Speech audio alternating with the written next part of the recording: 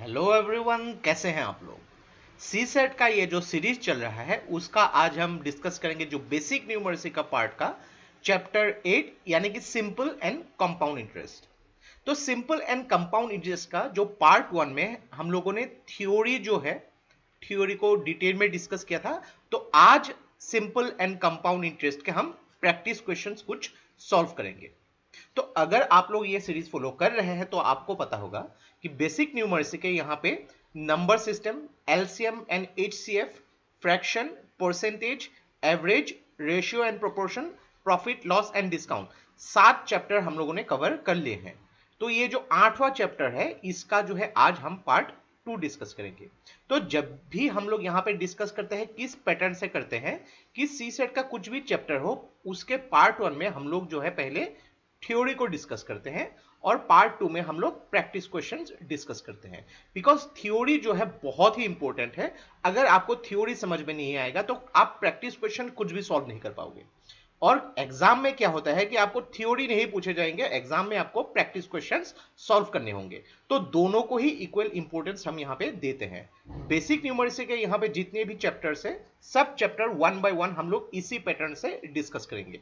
तो सी सेट जो है ये आपके कुछ भी कॉम्पिटिटिव एग्जाम, यूपीएससी हो, किसी भी स्टेट सर्विस एग्जाम्स हो, बैंक के एग्जाम्स हो, बहुत ही इंपॉर्टेंट होते हैं। तो इसी तरीके से ये सिलेबस जो है इसको डिजाइन किया गया है। तो अब तक सी सेट के हम लोगों ने जितने भी वीडियोस डिस्कस किए हैं सारे के सारे वीडियोस को प्लेलिस्ट बना के मैंने डिस्क्रिप्शन में दे दिए हैं, वहां से आप उसको फॉलो कर सकते हैं। और इस वीडियो का जो नोट है आपको हमारे वेबसाइट में फ्री ऑफ कॉस्ट मिल जाएगी। नीचे डिस्क्रिप्शन में मैंने वेबसाइट का लिंक दे दिया है, वहां से आप उसको फॉलो कर सकते हैं। तो बहुत कुछ चीजें यहाँ पे सीखने को मिलेगा, तो इस वीडियो को एंड तक बिल्कुल देखते रहिएगा। और इससे पहले अगर आप लोगों ने हमारे चैनल को अब तक सब्सक्राइब नहीं किया है तो इसको प्लीज सब्सक्राइब कर लीजिए ताकि आने वाले ऐसे ही वीडियोस के नोटिफिकेशन इसी तरह आपको मिलते रहे। तो चलिए आज का वीडियो शुरू करते हैं। तो इसमें एक बात मैं कहना चाहूंगा कि अगर आप लोगों ने हमारे पार्ट 1 जो है थ्योरी पार्ट नहीं देखा है तो प्लीज एक बार उसको देख लीजिएगा। मेन कॉन्सेप्ट जो है सिंपल इंटरेस्ट, यहाँ पे प्रिंसिपल वैल्यू क्या है, रेट ऑफ इंटरेस्ट क्या है, नंबर ऑफ ईयर क्या होता है, यहाँ पे जो अमाउंट क्या होती है, उसके बाद कंपाउंड इंटरेस्ट क्या होता है, इसके अलग अलग फॉर्मूला जो है हम लोगों ने डिटेल में समझा था। तो आज इसके जो है प्रैक्टिस क्वेश्चंस कुछ सॉल्व करेंगे जो पॉसिबल है आपके एग्जाम में आने का। तो अलग अलग पैटर्न के कुछ हम लोग प्रैक्टिस क्वेश्चन सोल्व करेंगे। सब कुछ तो सोल्व करना पॉसिबल नहीं होगा, लेकिन अलग अलग टाइप के जो पैटर्न होती है जिससे आपको थोड़ा सा यहाँ पे कॉन्सेप्चुअल क्लियरिटी हो जाएगी कि किसी प्रैक्टिस क्वेश्चन, किसी भी क्वेश्चन को अप्रोच किस तरीके से किया जाता है। तो पहला क्वेश्चन हम लोग स्टार्ट करते हैं। तो यहाँ पे पूछा गया है एकदम सिंपल इंटरेस्ट का जो एकदम सिंपलेस्ट जो क्वेश्चन है यहाँ पे, कि मान लीजिए कि यहाँ पे पूछा गया है कि प्रिंसिपल वैल्यू आपको कैलकुलेट करना है। अगर अमाउंट यहाँ पे 3400 हो गई तो ये हो गया यहाँ पे अमाउंट। 3 ईयर यानी कि ये हो गया एन। 1% यानी कि ये जो rate of interest per month, याद रखा गया ये rate of interest per month है। तो रेट ऑफ इंटरेस्ट अगर पर मंथ 1% होगा तो आपको पर एनम के हिसाब से करना होगा। तो पर एनम में कितना होगा, यहाँ पे 12% होगा। इतना तक ठीक है। n इज इक्वल टू 3 और यहां पे जो है P आपको कैलकुलेट करना है और अमाउंट जो है यहां पे 3400। तो फॉर्मूला क्या था अमाउंट का, पहले सिंपल इंटरेस्ट से रिलेटेड, ये सिंपल इंटरेस्ट का यहां पे मेंशन करके रखा हुआ है। तो अमाउंट का यहां पे फॉर्मूला क्या था, P into 1 divided by NR by 100। तो यहां पे A का वैल्यू कितना हो गया 3400, P यहां पे कैलकुलेट करना है 1, N क्या हो गया यहाँ पे 3, R क्या हो गया यहाँ पे 12 डिवाइडेड बाय 100। तो जब आप इसको कैलकुलेट करोगे, इसको कैलकुलेट कीजिएगा आप, तो कैलकुलेट करने के बाद आपको कुछ ऐसा दिखाई देगा। इतना तो आप कर ही लोगे कैलकुलेट।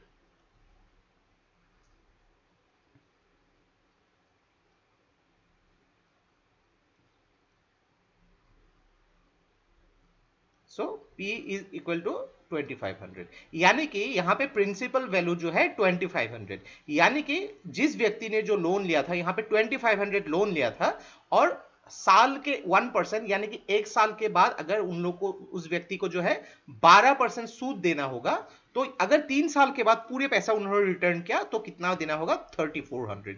तो यहां पे इंटरेस्ट क्या होगा? यही फॉर्मूला है amount is equal to principal value plus interest. तो अमाउंट अगर यहां पे क्या हो गया? 3400, प्रिंसिपल वैल्यू जो है यहां पे 2500 और इंटरेस्ट क्या होगा यहां पे? Interest is equal to 900। तो 900 जो है ये इंटरेस्ट जो है यहां पे आ गया था। तो इस क्वेश्चन को सेम जो है यहां पे जो नंबर्स दिए गए हैं उससे आप जो है कैलकुलेट करके देख सकते हैं, प्ले कर सकते हैं। आपको यहां पे रिवर्स कैलकुलेशन भी कर सकते हैं यहां पे कि इंटरेस्ट अगर हो गया सेम नंबर से, यहां पे इंटरेस्ट कितना होगा यहां पे, या फिर आपको अगर सेम यहां पे सपोज प्रिंसिपल वैल्यू दिया गया है, अमाउंट नहीं दिया गया है, तो इसमें अमाउंट क्या होगा, ऐसे आप यहां पे चेक कर सकते हैं खुद से। आगे बढ़ते हैं दूसरे क्वेश्चन में। तो यहां पे बोला गया है कि सपोज एक व्यक्ति ने कुछ जो कहीं से लोन लिया है, कुछ भी लोन लिया है यहां पे, अभी उनको जो लोन दिया गया है 12% पर एनम के हिसाब से, तो कितने टाइम के बाद जो लोन उन्होंने लिया है, यानी कि जो उन्होंने प्रिंसिपल वैल्यू लिया है, तो अमाउंट जो है इसका ये 4 गुना होगा। ओके, तो ये कैलकुलेट करना है हम लोग को। तो यहां पे देखिए, अगर मान लीजिए कि यहां पे प्रिंसिपल वैल्यू जो है यहां पे ये है x, और यहां पे जो अमाउंट 4x। ओके, तो अमाउंट 4x। तो देखिए यहां पे हम लोगों ने पहले ही समझा था a इज इक्वल टू जो अमाउंट है is equal to p plus I. तो यहां पे अमाउंट 4x, px और यहां पे i, तो i का वैल्यू कितना होगा यहां पे? Thrice x। अभी सिंपल इंटरेस्ट का जो formula P N R by 100, ये एकदम याद रख लीजिएगा, हर जगह आपको यहां पे काम में आएगी। तो सिंपल इंटरेस्ट यहां पे कितना है? Thrice x। p कितना है यहां पे? x। n हम लोग को कैलकुलेट करना है, r कितना बोला है? 12 डिवाइडेड बाय 100। x और x यहां पे कैंसिल कीजिए, तो 12n is equal to 300, then n is equal to 25। यानी कि उस व्यक्ति ने अगर 12% सूद लिया है और 25 सालों के बाद अगर उसको रिटर्न करना होगा, तब जाके अमाउंट प्रिंसिपल वैल्यू का 4 गुना होगा। यही आपको पूछा गया है। थोड़ी सी इसमें ट्विस्ट है, थोड़ी सी आपको यहां पे समझदारी दिखाना होगा। तो जब भी आपको कुछ क्वेश्चन मिले यहां पे, 2 से 3 बार क्वेश्चन को रीड कीजिए, उसमें क्या पूछा गया है, किस टेक्निक से पूछा गया है, लैंग्वेज को समझिए, जो भी इंफॉर्मेशन आपको दिए गए हैं उसको नोट डाउन कीजिए, फिर उसको सॉल्व करने की कोशिश कीजिए। तब जाके जब आप आंसर चेक करोगे तो ये आंसर आपको नजर आएगा। तो इसका सही आंसर है 25 ईयर्स। तो ये हम लोगों ने भी ऐसे क्वेश्चन जो है सॉल्व कर दिया है। तो मान लीजिए कि यहाँ पे किसी व्यक्ति ने सूद लिया है, यहाँ पे सिंपल इंटरेस्ट जो है मेंशन कर दिया है। तो पहले साल उन लोग को जो है उस व्यक्ति को 5% के हिसाब से पहले साल सूद देना पड़ेगा, दूसरे साल 6% और तीसरे साल जो है 8%। अभी जाके उनकी इंटरेस्ट क्या हो गई यहाँ पे? 760 रुपीज जाके ये इंटरेस्ट हो गई। तो प्रिंसिपल वैल्यू आपको कैलकुलेट करना है। सेम इसमें जो कॉन्सेप्ट है सिंपल इंटरेस्ट का, पी एन आर बाय 100, लेकिन यहां पे जो है R1 R2 R3 आपको ऐड करने होंगे।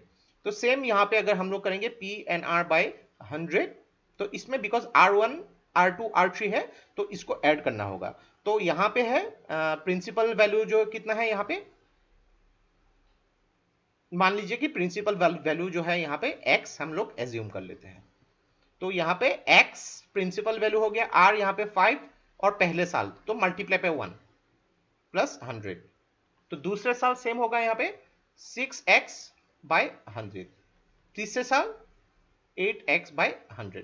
पी एन आर बाय 100 यही फॉर्मूला हम लोगों ने किया है यहाँ पे, इसके बारे में डिस्कस किया था। तो अगर आपको ये समझ में नहीं आएगा तो आप प्लीज एक बार जो थ्योरी जो है लेक्चर उसको देख लीजिएगा एक बार। ओके, तो यहां पे सिंपल इंटरेस्ट क्या बोला गया है? सिंपल इंटरेस्ट ये होगी 760 रुपीज। ओके, तो आपको यही इक्वेशन जो है सॉल्व करनी है। तो ये इक्वेशन जब आप सॉल्व करोगे तो यहां पे कितना होगा? 760,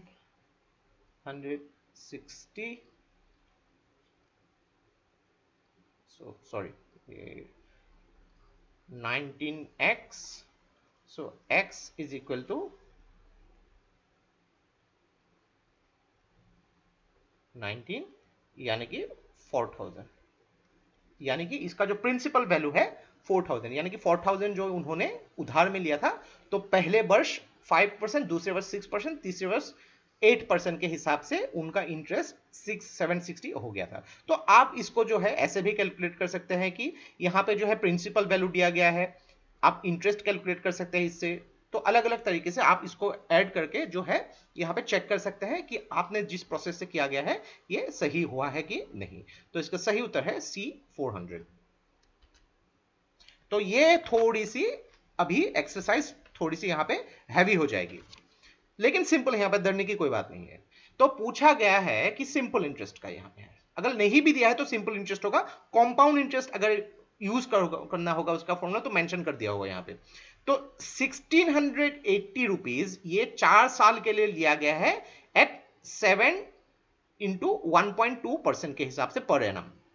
तो ये जो लिया गया है ये जो है इंटरेस्ट इक्वल होगा किस सिंपल इंटरेस्ट का, अगर 1200 रुपया 7% जो है पर एनम के हिसाब से लिए गए हैं, तो कितने टाइम के लिए लिया होगा। तो यहां पे 4 साल के लिए लिया गया है, तो यहां पे कितने साल का जब लिया जाएगा तो ये इक्वल होगा। तो आपको यही कैलकुलेट करना है। तो यहां पे देखिए पहले यहां पे क्या बोला है, पी एन आर बाय 100, यहां पे सिंपल फॉर्मूला है पी 1680 रुपीज, यहां पे एन क्या है 4 इयर्स, आर क्या बोला है यहां पे, हम लोग इसको कैसे कैलकुलेट करते हैं 15/2, यानी कि जो इसको जो हम लोग 15/2 के हिसाब से लिख सकते हैं। Okay, divided by 100 is equal to 1200, ये जो प्रिंसिपल वैल्यू है यहां पे इक्वल होना चाहिए 1200। रेट ऑफ इंटरेस्ट कितना है 7%, और टाइम यहां पे पूछा गया तो टाइम को आप एन लिख लीजिए डिवाइडेड बाय 100। थोड़ी सी मेरी हैंडराइटिंग यहां पे प्रॉब्लम हो रही है तो उसके लिए सॉरी। तो यहां पे ये जब आप कैलकुलेट करोगे तो आपको दिखाई देगा, सिर्फ यही क्वेश्चन सॉल्व करने हैं आपको।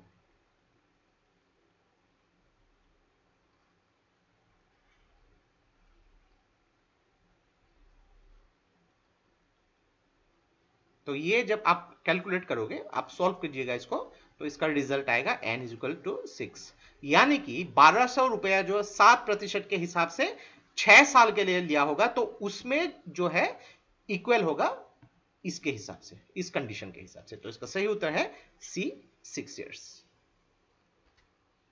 नेक्स्ट, यहां पे मान लीजिए कि किसी व्यक्ति ने 400 रुपया जो उधार दिया है, तो 400 रुपया ये जो होगा यहां पे ये जो है पहले केस में यहां पे प्रिंसिपल वैल्यू होगा, दो पार्ट में दिया गया है, दो पार्ट में।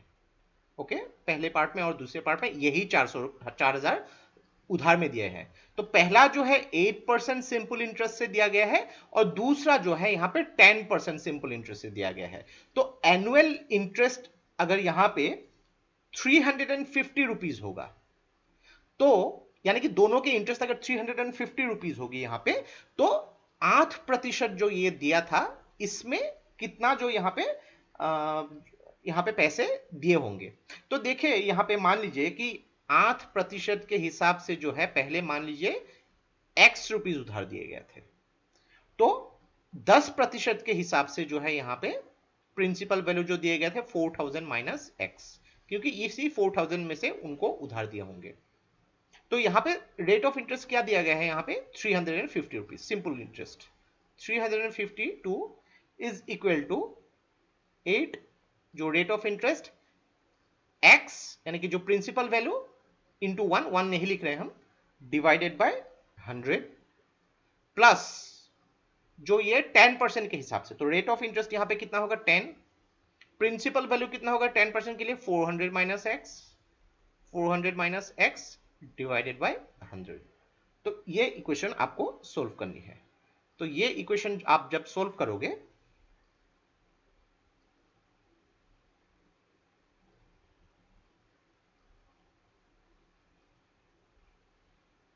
सॉरी, जब आप ये इक्वेशन सोल्व करोगे देन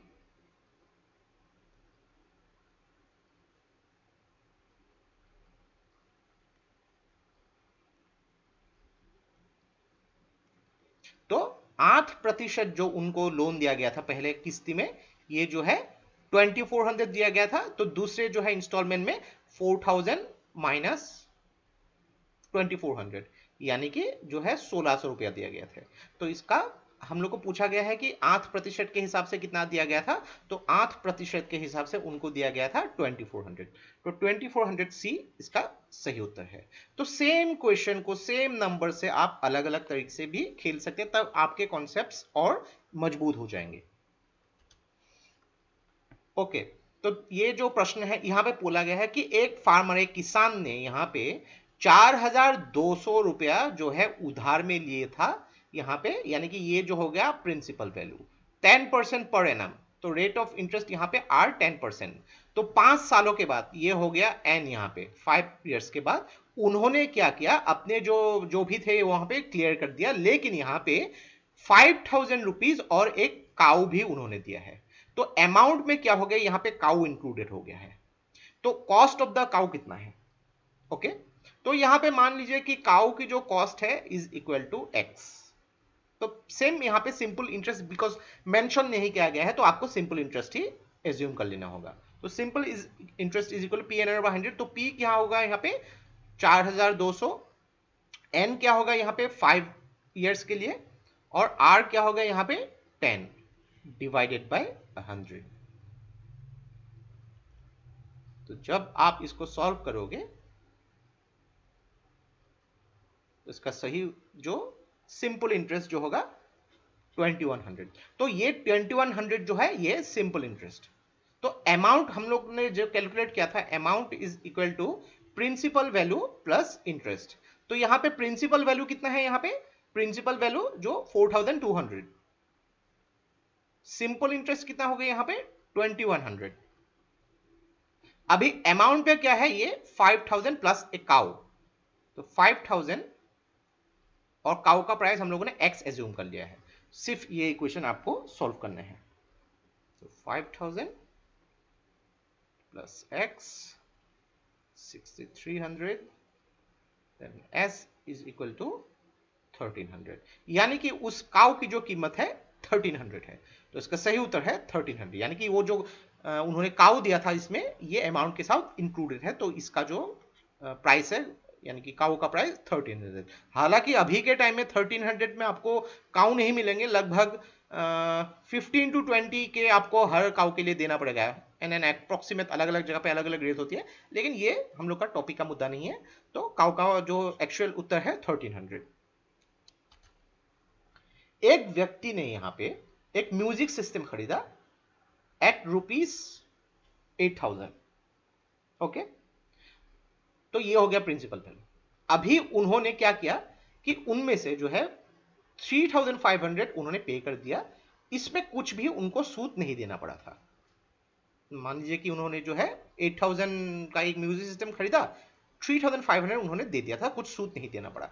अभी बाकी के जो पैसे हैं ये 18 मंथ्स के बाद उन्होंने रिटर्न किए, लेकिन इसमें उनको 8% पर एनाम के हिसाब से सूद लग गया था। तो टोटल उन्होंने कितना पे किया है, ये आपका प्रश्न है। तो पहला देखिए यहां पे कि 8000 जो है म्यूजिक सिस्टम की कीमत है यहां पे, तो उन्होंने कितने पे किए थे 3500 यहां से पे कर दिए हैं। 3500 पे करने के बाद उनको कितना रिटर्न रह जाएगा, उनको जो रिटर्न करना है, ये रिटर्न जो करना है उनको रिटर्न 8000 माइनस 3500 यानी कि 4500 जो है उनको रिटर्न करना है। तो ये मान लीजिए कि ये जो है प्रिंसिपल वैल्यू है, क्योंकि इसमें कुछ भी केस नहीं था, तो ये आपका नया प्रिंसिपल वैल्यू होगा। तो इसमें जो है इनका रेट ऑफ इंटरेस्ट जो पूछा गया है, rate of interest 8% per annum, 8% per annum, लेकिन यहां पे जो है टाइम बोला गया है 18 महीना। तो 18 महीने के हिसाब से जब यहां पे हम लोग कैलकुलेट करेंगे 18 डिवाइडेड बाय 2, क्योंकि 18 महीना, ये 12% जो है ये एक साल के लिए है, तो यहां पे ये होगा 3 डिवाइडेड बाय 2। तो इसमें same process, simple interest P N R by 100, तो इसमें नया पी क्या होगा 4500, देन जो यहां पे n कितना होगा 3/2, रेट ऑफ इंटरेस्ट कितना होगा 8 डिवाइडेड बाय 100। पीएनआर बाय 100 आपको याद रखनी है। तो सिंपल इंटरेस्ट आप जब कैलकुलेट करोगे ये आपका आएगा 540 रुपीज। तो ये 540 रुपीज जो है ये रिमेनिंग के साथ उनको पे करना होगा, यानी कि 4500 प्लस 540।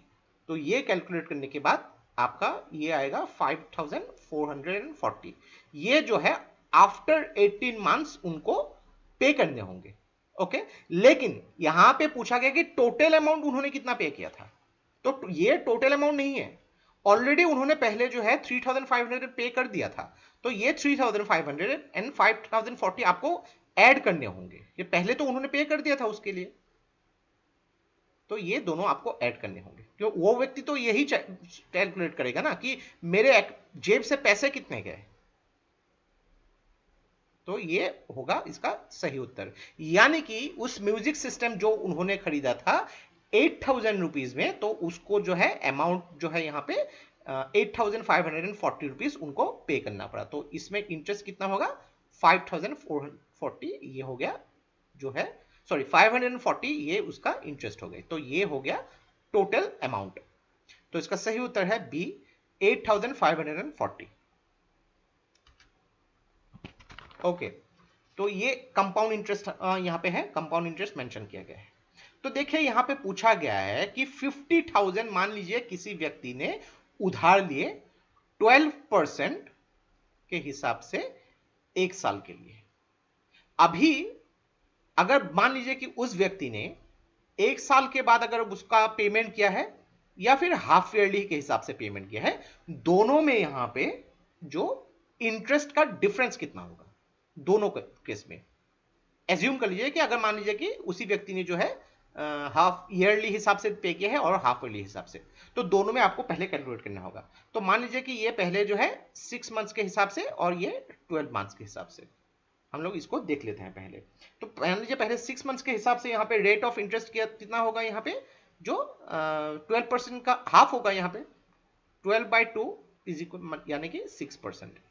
ओके, तो इसके हिसाब से जो एन होगा यहाँ पे ये दुगना हो जाएगा। तो एन कितना होगा, एक साल यहाँ पे जो है ये 2 हो जाएगा। ओके, तो यहाँ पे कंपाउंड इंटरेस्ट का जो फॉर्मूला है हम लोगों ने कल डिस्कस किया था, P into 1 plus R by 100 into N minus P। तो इसमें P का वैल्यू कितना है 50,000, 1 प्लस R जो है 6 डिवाइडेड बाय 100, N जो है यहां पे 2 माइनस 50,000। तो इसको जब आप कैलकुलेट करेंगे इसका रिजल्ट आएगा 6180 रुपीज। तो ये जो है 12 महीने के लिए हम लोग अभी कैलकुलेट करते हैं। तो 12 महीने के लिए जब कैलकुलेट करेंगे यहां पे जो है रेट ऑफ इंटरेस्ट कितना होगा, यहाँ पे रेट ऑफ इंटरेस्ट जो है यहाँ पे 12% ही है, और ये एक साल के लिए यानी कि n इज इक्वल टू 1। तो सेम फॉर्मूला यहाँ पे जो है कंपाउंड इंटरेस्ट का हम लोग यहाँ पे कैलकुलेट जब करेंगे 50,000 into 1/12/100 to the power 1, because n जो है यहाँ पे 1 है, माइनस जो प्रिंसिपल वैल्यू। ओके, तो ये जब आप कैलकुलेट करोगे इसका रिजल्ट आएगा 6,000, यानी कि एक साल के बाद अगर उन्होंने पेमेंट किया तो कम उनको जो है पे करना पड़ा है, यहाँ पे ये इंटरेस्ट कम पे करना पड़ा है। अगर हाफ ईयरली पे करना पड़ेगा तो ज्यादा करना पड़ेगा। तो इसका डिफरेंस क्या है, तो इसका डिफरेंस 6,180 रुपीज माइनस 6,000 रुपीज, तो इसका डिफरेंस जो है 180 रुपीज। तो यही आपका सही उत्तर है। तो देखें यहाँ पे ओवरऑल जो थ्योरी है सेम है, यहाँ पे कंपाउंड इंटरेस्ट और सिंपल इंटरेस्ट का डिफरेंस यही है कि कंपाउंड इंटरेस्ट में जो यहां पे एक टर्म होता है उसके बाद क्या होता है, जो आपका अमाउंट होता है वही अमाउंट प्रिंसिपल वैल्यू बन जाता है, यानी कि एक्यूमुलेट हो जाता है। और सिंपल इंटरेस्ट में ऐसी कुछ बात नहीं है, यही मेन डिफरेंस है। ओवरऑल जितने भी फॉर्मूला हम लोगों ने थ्योरी में डिस्कस किया था सिंपल इंटरेस्ट में भी लागू होंगे, जो प्रॉपर्टीज डिस्कस किया था कंपाउंड इंटरेस्ट में भी लागू होंगे। तो दोनों की थ्योरी सेम है, अप्रोच सेम है।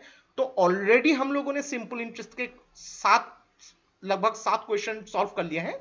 कंपाउंड इंटरेस्ट को यहां पे नजर में लाने के लिए हम लोगों ने एक क्वेश्चन यहां पे सॉल्व कर लिया है। तो ओवरऑल यहां पे कॉन्सेप्ट सेम है, लेकिन आपको यहां पे प्रैक्टिस करने होंगे।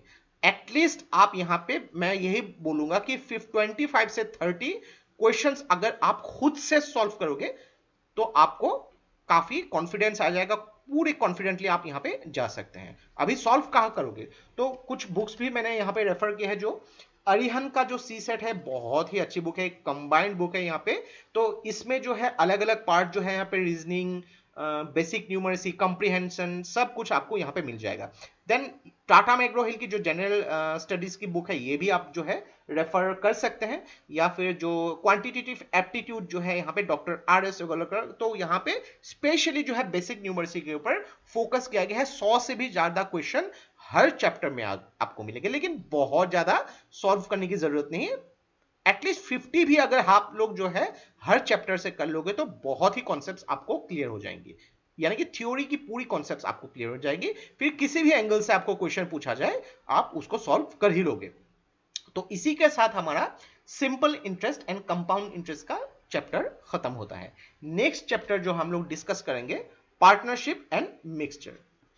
तो see you in the next video. और ये वीडियो अगर आप लोग को अच्छा लगा इसको प्लीज लाइक कीजिए, इसको सब्सक्राइब कीजिए, इसको शेयर कर दीजिए, क्योंकि ऐसे वीडियोस बनाने के लिए हम लोग को बहुत ज्यादा मेहनत और रिसर्च की जरूरत होती है, और आप लोग का सपोर्ट हम लोग को बहुत ज्यादा इंस्पायर करता है और भी हार्ड वर्क करने के लिए। तो आज के लिए बस इतना ही। देखते रहिए study rise. Take care, thank you and जय हिंद।